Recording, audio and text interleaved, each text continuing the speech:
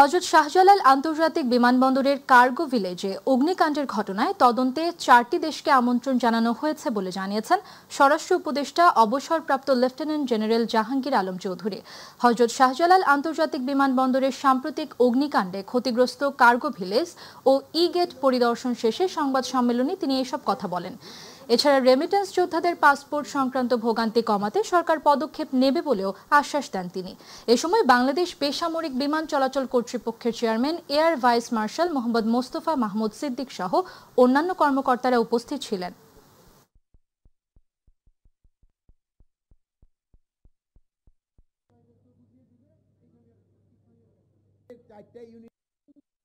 যদি কোনো অব্যবস্থাপনা থাকে এই জন্য আমরা 4টা দেশের ইনভাইট করছি তাদের আসার জন্য। ইংল্যান্ডকে ইনভাইট করা হয়েছে, আপনার অস্ট্রেলিয়ারে ইনভাইট করা হয়েছে, চায়নারে ইনভাইট করা হয়েছে, টার্কিরে ইনভাইট করা হয়েছে।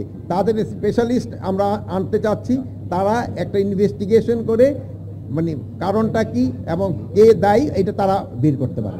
ইলেকট্রনিক গেট এটা কত তাড়াতাড়ি আমরা এখানে চালু করতে পারি এই ব্যাপারে আলোচনা করা। যারা রেমিটেন্স যোদ্ধা তারা কিন্তু সবসময় পদে পদে তাদের কষ্ট হয়, এই জন্য তাদের বিদেশে যেন পাসপোর্ট যারা ওখান থেকে নেয় তাদের এখানে অনেক সময় একটু বেশি টাকা দিতে হয়, ওটারে কিভাবে কমায় আনা যায় এই ব্যাপারেও আপনারা আলোচনা করা।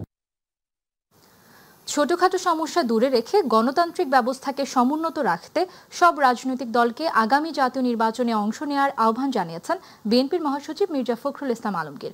দুপুরে রাজধানীর শিল্পকলা একাডেমিতে নয়া দিগন্তের প্রতিষ্ঠা বার্ষিকী অনুষ্ঠানে এই আহ্বান জানান তিনি। ফখরুল বলেন, বিগত ফ্যাসিবাদী সরকারের আমল থেকে নয়া দিগন্ত সংগ্রাম করে গেছে। এই পত্রিকার কর্মীরা অনেকভাবে দেশের মানুষের আকাঙ্ক্ষা পূরণে অবদান রেখেছেন। বিগত ফ্যাসিস্টের আমলে বিএনপির 7 লাখ কর্মীকে মিথ্যা মামলা দেওয়া হয়েছে, 20,000 কর্মীকে খুন করা হয়েছে এবং অনেকে গুম হয়েছে বলে অভিযোগ করেছেন দলের মহাসচিব। সঠিক সময়ে নির্বাচন অনুষ্ঠিত হবে, কিন্তু আমরা মনে করি এই সকলের কাছে গ্রহণযোগ্য নির্বাচনের মধ্য দিয়ে আমরা কিন্তু একটা গণতান্ত্রিক ব্যবস্থাতে ফিরে যাওয়ার সুযোগ পাবো। সেই সুযোগ সৃষ্টির জন্য আমি আহ্বান রাখবো সকল রাজনৈতিক দলের কাছে যে আমাদের ছোটখাটো সমস্যা এগুলোকে দূরে রেখে গণতান্ত্রিক ব্যবস্থাটাকে আমরা ফিরে আনার জন্য সবাই এই নির্বাচনে অংশ নেই, গণতান্ত্রিক ব্যবস্থাকে ফিরে নিয়ে আসি। বিএনপি জোটের অধীনে যারা নির্বাচন করবে তাদের ধানের শীষ প্রতীক দেওয়ার জন্য কমিশনে আবেদন করা হবে বলে জানিয়েছেন বিএনপির স্থায়ী কমিটির সদস্য অবসরপ্রাপ্ত মেজর হাফিজউদ্দিন আহমেদ। ভারত ও দেশটির দালাল আওয়ামী লীগ নাশকতা করে দেশকে অস্থিতিশীল করার চেষ্টা চালাচ্ছে বলে জানান হাফিজ। দুপুরে ঢাকা রিপোর্টার্স ইউনিটিতে লেবার পার্টির 48তম প্রতিষ্ঠা বার্ষিকী উপলক্ষে আয়োজিত সমাবেশে এসব কথা জানান অবসরপ্রাপ্ত মেজর হাফিজ। বলেন, স্বৈরাচারের দোসররা বহাল তবিয়তে বসে আছে, এ কারণে অভ্যুত্থানের সুফল পাওয়া যাচ্ছে না। তিনি বলেন, মন্ত্রণালয়ের কাজে হস্তক্ষেপ করছে ছাত্র প্রতিনিধিরা। বিএনপি ক্ষমতায় গেলে শিক্ষার্থীদের সামরিক প্রশিক্ষণ দেয়া হবে বলেও উল্লেখ করেন তিনি। বর্তমানে সচিবালয়ে কিছু কিছু তথাকথিত ছাত্র প্রতিনিধি আছে যারা মন্ত্রণালয়ের কাজে হস্তক্ষেপ করে নানা ধরনের অপকর্ম করে যাচ্ছে। এইভাবে আমরা কিছু বলি না যে যত দ্রুত নির্বাচনটা হয়ে গেলে বাঁচি, কিন্তু ছাত্রদের মেইন কাজ হলো পড়াশোনা, শিক্ষা লাভ করা, জাতিকে উন্নত করা। আমরা শিক্ষা ব্যবস্থায় আমূল পরিবর্তন এনে বর্তমান এমন একটা শিক্ষা ব্যবস্থা আমরা যুগোপযোগী একটা শিক্ষা ব্যবস্থা স্থাপন করতে চাই যাতে করে বাংলাদেশের সার্টিফিকেট যেন মূল্য থাকে। জুলাই সনদ যেন কোনো দলের চাপে পড়ে প্রতারণার বস্তু না হয় সে বিষয়ে জাতীয় ঐকমত্য কমিশনকে তাগিদ দেওয়া হয়েছে বলে জানিয়েছেন জাতীয় নাগরিক পার্টি এনসিপির সদস্য সচিব আখতার হোসেন। দুপুরে জাতীয় সংসদ ভবনে ঐকমত্য কমিশনের সঙ্গে বৈঠক শেষে প্রেস ব্রিফিংয়ে একথা জানান তিনি। আখতার বলেন, একদল জুলাই সনদকে মুছে দিতে চায়, আরেক দল চায় তা ভেস্তে দিতে। জুলাই সনদ যেন কোনো দলের চাপে পড়ে প্রতারণার বস্তু না হয় সে বিষয়ে জোর দেওয়ার তাগিদ দেওয়া হয়েছে। জুলাই সনদের স্বাক্ষর শুধু আনুষ্ঠানিকতা উল্লেখ করে তিনি বলেন, সনদ বাস্তবায়নে এদেশের খসড়া এবং এর পরিধি জনগণকে জানাতে হবে, স্পষ্ট করতে হবে। এসব দেখে স্বাক্ষরের বিষয়ে সিদ্ধান্ত নেবে এনসিপি। জুলাই সনদ বাস্তবায়ন আদেশ, সেখানকার টেক্সট, সেখানকার কন্টেন্ট এবং তার কার্যকারিতার জায়গাগুলো কি হবে সেটা এখনো পর্যন্ত আমাদের কাছে পরিষ্কারভাবে তারা উপস্থাপন করেন নাই। আমরা আমাদের দাবিগুলো তাদের কাছে উপস্থাপন করেছি, কিন্তু আমরা বারংবার এই কথাটা বলছি যে অভ্যুত্থানের মধ্য দিয়ে জনগণের সার্বভৌম অভিব্যক্তির যে অভিপ্রকাশ ঘটেছে সেই জায়গা থেকেই মাননীয় প্রধান উপদেষ্টা ডক্টর মোহাম্মদ ইউনূস তিনি যেমন করে জুলাই ঘোষণাপত্র পাঠ করেছেন তেমন করেই তিনি জুলাই সনদও জারি করবেন। দর্শক, এই মুহূর্তে সংসদ ভবন এলাকায় রয়েছেন সহকর্মী শিমুল খান, সরাসরি যুক্ত হচ্ছে তার সাথে। শিমুল, বৈঠকে আর কি আলোচনা হলো আমাদের জানাবেন।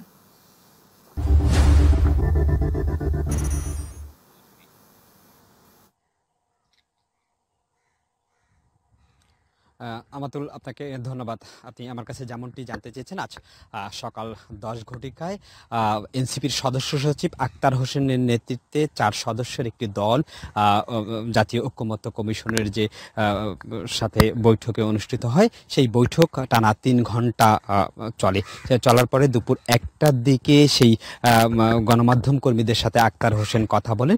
আর সেখানে জুলাই সনদের বিষয় নিয়ে কথা হয়েছে স্বাক্ষরের বিষয়। আখতার হোসেন গণমাধ্যমকে যেমনটি জানিয়েছেন, সুনির্দিষ্ট রূপরেখা জাতির সামনে প্রকাশ করতে হবে, তবেই এনসিপির পক্ষ থেকে জুলাই সনদে স্বাক্ষর করা হবে। এবং যে গণভোট রয়েছে সেই গণভোটের বিষয় নিয়ে কথা হচ্ছে। গণভোটের যেমনটি আখতার হোসেন আমাদেরকে জানিয়েছেন, সুনির্দিষ্টভাবে আসলে যে বিচার প্রক্রিয়া রয়েছে কিংবা অন্যান্য যে যারা জুলাই আগস্টে আন্দোলনে আহত হয়েছিলেন তাদের যে রূপরেখা আছে, অর্থাৎ তাদের যে পুনর্বাসনের ব্যবস্থাপনা রয়েছে সে বিষয়গুলো নিয়েও কথা হয়েছে। তারপরেই আসলে গণভোটের বিষয় নিয়ে কথা হয়েছে, অর্থাৎ গণভোটের দাবি জানিয়েছেন। এবং একটি পক্ষ জুলাইকে নষ্ট করতে চায়, নস্যাৎ করতে চায়, এমন কথাও কিন্তু বলেছেন। এবং আরেকটি বিষয় নিয়ে কথা হয়েছে, জোটের বিষয়ে নিয়ে কথা হয়েছিল, অর্থাৎ নির্বাচনে যে কোন জোটে যাবে এই বিষয় নিয়ে গণমাধ্যমের পক্ষ থেকে তাদেরকে প্রশ্ন করা হয়েছিল। তারা বলেছে যে জাতির স্বার্থে, দেশের স্বার্থে তারা জোট করতে প্রস্তুত রয়েছে। তবে এখন পর্যন্ত সুনির্দিষ্টভাবে কোনো দলের সঙ্গে এখন পর্যন্ত কথা হয়নি বা কোনোভাবেই তাদের সাথে যোগাযোগ হয়নি, এমন দাবি কিন্তু তারা করেছেন। এবং জুলাই সনদের বিষয়ে আবারও সুনির্দিষ্টভাবে জাতির সামনে প্রকাশ করলেই তবেই কিন্তু আসলে তারা স্বাক্ষর করবে, এমনটি আমাদেরকে জানিয়েছেন। আমাতুল, এই ছিল আমার কাছ থেকে সংসদ ভবন থেকে সর্বশেষ আপডেট। আমাতুল। শিমুল, আপনাকে ধন্যবাদ। দর্শক, সংসদ ভবন এলাকা থেকে সরাসরি যুক্ত ছিলেন সহকর্মী শিমুল খান। চলে যাচ্ছে পরবর্তী সংবাদে। প্রধান উপদেষ্টা অধ্যাপক মোহাম্মদ ইউনূস বলেছেন, শান্তি ও বহুপাক্ষিকতার যৌথ আকাঙ্ক্ষা পূরণের জন্য জাতিসংঘকে ক্রমাগত বিকশিত হতে হবে এবং সময়ের সঙ্গে তাল মিলিয়ে এগিয়ে যেতে হবে। প্রধান উপদেষ্টা 24 অক্টোবর জাতিসংঘ দিবস উপলক্ষে দেওয়া এক বাণীতে একথা বলেন। এবছর জাতিসংঘ প্রতিষ্ঠার 80তম বার্ষিকী পালন করা হচ্ছে। এ সময় একতরফা সিদ্ধান্ত ও দ্বিপক্ষীয় সম্পর্কে বৈষম্যমূলক আচরণের ফলে বিশ্বে উত্তেজনা বেড়ে চলেছে বলে মন্তব্য করেছেন অন্তর্বর্তী সরকারের প্রধান উপদেষ্টা অধ্যাপক ডক্টর মোহাম্মদ ইউনূস। অধ্যাপক ইউনূস বাংলাদেশের জনগণের পক্ষ থেকে জাতিসংঘের সদস্য রাষ্ট্রসমূহ, জাতিসংঘের সব অংশীদার এবং সংশ্লিষ্ট সব পক্ষকে জাতিসংঘ দিবসের শুভেচ্ছা জানান।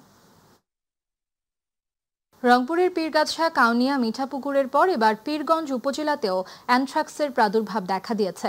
অ্যানথ্রাক্স রোগে আক্রান্ত হয়েছেন অন্তত 9 জন। এতে স্থানীয়দের মাঝে ছড়িয়ে পড়েছে আতঙ্ক। তবে উপজেলা স্বাস্থ্য কর্মকর্তা জানিয়েছেন, আতঙ্কিত না হয়ে সতর্ক থাকতে হবে সবাইকে। সচেতনতা বাড়াতে মাঠে কাজ করছে উপজেলা প্রাণী সম্পদ বিভাগ। প্রতিনিধি মাহমুদুল হাসানের রিপোর্ট। রংপুরে দিন দিন অ্যানথ্রাক্স আক্রান্তের তালিকা লম্বা হলেও সাধারণ মানুষের মাঝে সচেতনতার ঘাটতি থাকায় পরিস্থিতি আরও জটিল হচ্ছে। এ নিয়ে তেমন উদ্যোগ নেই স্বাস্থ্য বিভাগের। পীরগঞ্জ উপজেলার রামনাথপুর ইউনিয়নের দারিয়াপুর ও চেরাকপুর গ্রামের আশুরা বেগম, শহীদ মিয়া, রবিউল ইসলাম সহ 9 জন আক্রান্ত হয়েছেন অ্যানথ্রাক্সে। গেল 11 অক্টোবর স্থানীয় টুটুল মিয়ার একটি অসুস্থ গরু জবাই করে পুরো মাংস বিতরণ করেন 50টিরও বেশি পরিবারে। তার কয়েকদিন পর কয়েকজনের শরীরে ক্ষত ও ফুসকুড়ি দেখা দিলে তারা সবাই চিকিৎসকের শরণাপন্ন হন। পরীক্ষার পর নিশ্চিত করা হয় তারা সবাই আক্রান্ত অ্যানথ্রাক্সে। এখানে আবার গরু একটা আক্রান্ত হয়েছিল, ওখানে আমি কাটাকাটিতে ছিলাম। সেখান থেকে 2-3 দিন পর থেকে আমাদের এই সমস্যাটা আমার দেখা দিছে। সন্ধ্যায় জ্বর আসে, আবার চলে যায়, আবার ফিরে সারাদিন এইরকমই থাকায় সন্ধ্যায় জ্বর আসে। আমাদের এখানে ডাক্তার আছে, ডাক্তারের কাছে গেছিলাম, তাই আমাকে পীরগঞ্জ নিয়ে গেছে।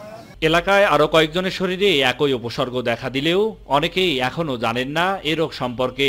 মানুষকে অনেক ভয় দেখে গেছে যে এই লোকগুলো পাশে বেড়াও না, এই লোকগুলোর পাশে বসলে পারে এই রোগগুলো আপনাদেরও হতে পারে। লোকাশে আমাদেরকে আশ্বস্ত করা হয়েছে যে এটা আতঙ্কের কিছু নাই, এটা যাদের হয়েছে তাদের মাধ্যমে অন্য কারো হবে না। অ্যানথ্রাক্সে আতঙ্কিত হওয়ার কিছুই নেই, তবে সবাইকে সতর্ক থাকতে হবে। আক্রান্তদের চিকিৎসা দেওয়া হচ্ছে বলে জানান উপজেলা স্বাস্থ্য কর্মকর্তা।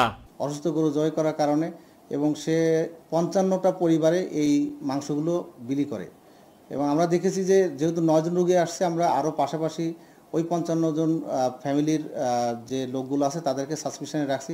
অন্যদিকে উপজেলা প্রাণী সম্পদ বিভাগ বলছে আক্রান্ত এলাকার গবাদি পশুকে ভ্যাকসিন কার্যক্রম জোরদার করা হয়েছে। এই রোগটা সম্পূর্ণ প্রতিরোধ করা সম্ভব ভ্যাকসিনেশনের মাধ্যমে। আমরা সুস্থ গরুগুলোকে ভ্যাকসিন করব, তাহলেই এই রোগ প্রতিরোধ করা সম্ভব। অ্যানথ্রাক্স সংক্রমণ ঠেকাতে অসুস্থ পশু যাতে জবাই করে বাজারে মাংস বিক্রি করতে না পারে মাংস বিক্রেতারা, সেজন্য প্রশাসন সহ সংশ্লিষ্টদের সজাগ থাকার আহ্বান। মাহমুদুল হাসান, মাই টিভি, রংপুর। ভোলার সদর উপজেলার ভেদুরিয়া ইউনিয়নের পশ্চিম চরকালি এলাকার শেরেবাংলা বাজার এখন তেঁতুলিয়া নদীর ভয়াবহ ভাঙনের মুখে। নদীগর্ভে বিলীন হওয়ার আশঙ্কায় দিশেহারা স্থানীয় বাসিন্দারা। পানি উন্নয়ন বোর্ড বলছে দ্রুত ভাঙন রোধে কাজ শুরু করবে সরকার। প্রতিনিধি আরিফ হোসেন লিটনের তথ্যচিত্রে আরও জানাচ্ছেন শামস তাবরিজ উচ্ছ্বাস। ভোলা সদরের রোদুরে তেঁতুলিয়া নদীর ছোট্ট একটি শাখা, যা একসময় স্থানীয়রা শেরেবাংলা বাজারের খাল নামে চিনত। এখন তা রূপ নিয়েছে বিশাল নদীতে, আর এই নদী গ্রাস করে নিচ্ছে মানুষের স্বপ্ন, বসত ভিটা আর জীবিকা। প্রায় 3 কিলোমিটার এলাকায় ভাঙনে হুমকির মুখে প্রায় 30,000 মানুষ। নদীগর্ভে বিলীন হওয়ার শঙ্কায় রয়েছে সরকারি প্রতিষ্ঠান, স্কুল, মাদ্রাসা ও মসজিদ। এই নদীটা অনেক দূরে ছিল, এই 2-1 বছরের ভিতরে নদীটা আস্তে ভাঙিয়ে এই আমাদের কুলে এসে পড়ছে। শেরেবাংলা মাদ্রাসায় আমরা সবাই পড়াশোনা করি, যদি এই মাদ্রাসাটা ভেঙে যায় তাহলে আমরা আরবি পড়তে পারবো না। আমাদের থাকার মতো জায়গা নাই এবং মাথা গুজানোর ভিতরে কোনো জায়গা নাই। ঘর ভাঙিয়া লইয়া যাইব, আমি কোথায় যামু, আমার নাতি লইয়া থামুক কই আমি। প্রায় 50 বছরের ঐতিহ্যবাহী শেরেবাংলা বাজার বিলীন হওয়ার শঙ্কায় এখন আতঙ্কে দিন কাটাচ্ছেন স্থানীয়রা। প্রতিদিন নদী পার ভাঙছে, গৃহহীন হয়ে পড়েছেন শত শত পরিবার। নদী ভাঙন রোধে দ্রুত ব্যবস্থা নিতে মানববন্ধন করেছেন ক্ষতিগ্রস্ত এলাকাবাসী। তারা দাবি করছেন অবিলম্বে ব্লক ও জিওব্যাগ ফেলে জরুরি প্রতিরোধ ব্যবস্থা নিতে হবে। যদি এই বাঁধ রক্ষা না করা হয় তো এই এলাকার শিশুরা লেখাপড়া থেকে বঞ্চিত হবে। অতি দ্রুত রাস্তার আমার নদীরা ব্লক অথবা জিওব্যাগের প্রয়োজন। সরকারের ঊর্ধ্বতন অনেক কর্মকর্তা এলাকা আসছে, কিন্তু আসার পরে সবাই আমাদের খালি শুধু আশ্বাস দিয়ে যাচ্ছে, কিন্তু বাস্তবে কোনো আশানুরূপ ফল আমরা পাচ্ছি না। ব্লক অথবা জিওব্যাগ হালায়া যে আমাগো এই নদীর থেকে আমাদেরকে রক্ষা করে এই 30,000 লোকেরকে। পানি উন্নয়ন বোর্ড বলছে ইতিমধ্যে বিষয়টি পর্যবেক্ষণ করেছেন। শীঘ্রই ভাঙন রোধে স্থায়ী বাঁধ নির্মাণের কাজ শুরু করা হবে। 128 মিটার জায়গায় জরুরি কাজ বাস্তবায়ন করা হয়েছে। এছাড়াও যেসব ভাঙন ভবন আছে সেখানে দ্রুত ব্যবস্থা গ্রহণের জন্য আমরা বাজেট প্রস্তাবনা প্রেরণ করেছি। তেঁতুলিয়া নদীর ভয়াবহ ভাঙন থেকে ভেদুরিয়া ইউনিয়নের মানুষকে রক্ষায় দ্রুত উদ্যোগ না নিলে বড় ধরনের মানবিক বিপর্যয় ঘটতে পারে বলে শঙ্কা স্থানীয়দের। শামস তাবরিজ উচ্ছ্বাস, মাই টিভি নিউজ ডেস্ক। নওগাঁয় আলুর দাম কম থাকায় হিমাগার থেকে কৃষক ও ব্যবসায়ীরা কম পরিমাণ আলু বের করছে। মৌসুমের শুরুতে খোলা বাজারে আলু 600 টাকা থেকে 800 টাকা মন বিক্রি হলেও হিমাগারে 7 মাস সংরক্ষণের পর একই দামে বিক্রি হচ্ছে। এতে প্রতি বস্তায় অন্তত 500 থেকে 600 টাকা লোকসান হচ্ছে। সরকার 22 টাকা দাম নির্ধারণ করলেও হিমাগারে বিক্রি হচ্ছে 12 থেকে 16 টাকা কেজি। প্রতিনিধি মোহাম্মদ আবু বকর সিদ্দিকের পাঠানো তথ্য ও চিত্রে বিস্তারিত জানাচ্ছেন জুবাইর রহমান। নওগাঁয় আলুর দাম কমে যাওয়ায় হিমাগারে সংরক্ষিত আলু বিক্রি করতে পারছেন না কৃষক ও ব্যবসায়ীরা। সরকার নির্ধারিত দাম কার্যকর না হওয়ায় লোকসানে পড়েছেন তারা। এবছর আশায় বুক বেঁধে উন্নত জাতের আলু, ডায়মন্ড, স্টিক ও কাটিনাল চাষ করেছিলেন নওগাঁর কৃষকরা। ভালো দাম পাওয়ার আশায় মৌসুম শেষে মার্চ মাসে আলু হিমাগারে সংরক্ষণ করেন তারা। কিন্তু সংরক্ষণের 7 মাস পরও বাজারে আলুর দাম না বাড়ায় বিপাকে পড়েছেন কৃষকরা। টোল ভাড়া দেয়া, গাড়ি ভাড়া দেয়া, বাদ লিয়া যা আমাদের কিছুই থাকিচ্ছে না। বিক্রি করার কথা বলছি তো এখন করছে বের করেন দেখি 400 থেকে 500 টাকা বিক্রি হচ্ছে। বেচা মনে কর সেরকম পাচ্ছি না বা এরকম দাম নাই। বর্তমান যে এখন যে অবস্থা তাহলে আমরা আলু টালু করে কি করবো আর করবো। কিনতে গেলে দাম বেশি, আলু বেচতে আসে দাম নাই। আলু যেন বাইরের দেশে রপ্তানি হয় যাতে আমরা 2 টাকা পাই। সরকার নির্ধারিত 22 টাকা কেজি দরের পরিবর্তে হিমাগারে আলু বিক্রি হচ্ছে 12 থেকে 16 টাকা দরে। এতে ক্ষতিগ্রস্ত হচ্ছেন কৃষক ও ব্যবসায়ীরা। দাম না পাওয়ায় অনেকে এখনো হিমাগার থেকে আলু তুলছেন না। এখনো 50% আলু যেহেতু বাজার খারাপ, এই কারণে আলুটা বের হচ্ছে না। আমরা বিশাল আকারের একটা ক্ষতিপূরণের সম্মুখীন হব।